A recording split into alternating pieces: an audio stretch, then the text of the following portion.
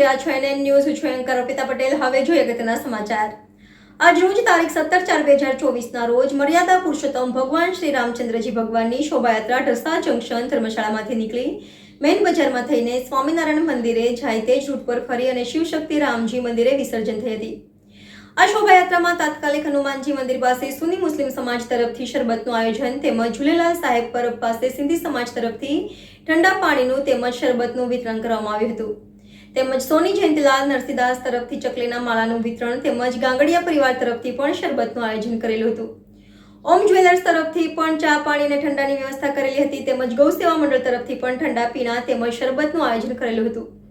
તેમજ હિંમતભાઈ કટારિયાના ઘર પાસે પણ ઠંડા શરબતની વ્યવસ્થા કરેલી હતી. તેમજ બસ સ્ટેન્ડ ચોકમાં પણ ઠંડા પીણાની અને શરબતનું આયોજન કરેલું હતું. તેમજ મંદિર રોડ ઉપર ગોદડિયા જ્વેલર્સ તરફથી ગુલ્ફી તેમજ ચોકલેટનું વિતરણ કરવામાં આવ્યું હતું. આયોજનમાં નવદુર્ગા ગરબી મંડળના તમામ સભ્યો તેમજ ભાવિક ભક્તો હાજર રહેલા હતા.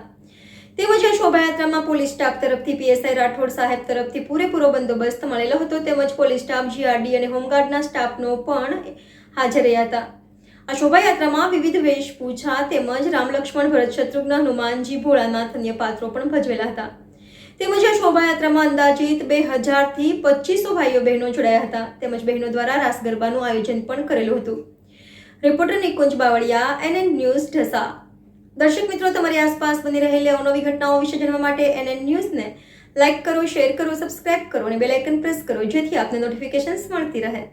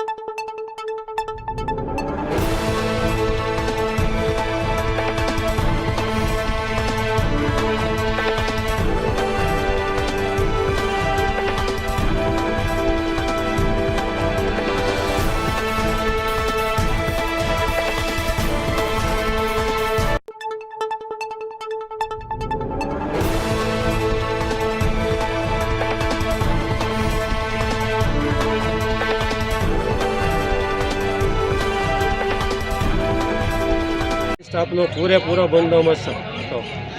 પૂરેપૂરો સહકાર પોલીસ સ્ટેશન અમને મળેલ છે. આની અંદર તેમાં હોમગાર્ડ, જીઆરડી જવાન, પીએસઆઈ, પીઆઈ તેમાં તમામ પોલીસ જવાનો સમસ્ત હાજર હતા એવું છે ને ટૂંકમાં? હા, બધા ફૂલ હાજરીમાં હતા. ફૂલ બંદોબસ્ત હતું. ફૂલ બંદોબસ્ત સાથે રામનવમીની જે શોભાયાત્રા નીકળી હતી તે બારામાં આપણને ભાઈ આપનું નામ પરિચય જણાવશો? અશોકસિંહ ગુમાનસિંહ ગોહિલ, ઢસા જંકશન નવદુર્ગા ગરબી મંડળ સભ્ય. અશોકસિંહ, આજ રોજ ઢસા જંકશનમાં શોભાયાત્રા નીકળી તે બારામાં તમારું શું કહેવું છે?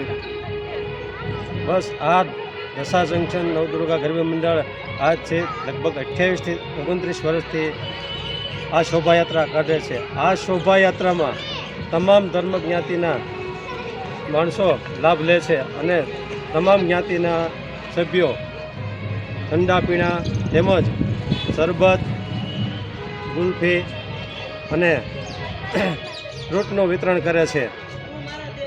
અને આ શોભાયાત્રા ટૂંકમાં ક્યાંથી નીકળે છે ને ક્યાં ટૂંકમાં સમાપ્તિ થાય છે?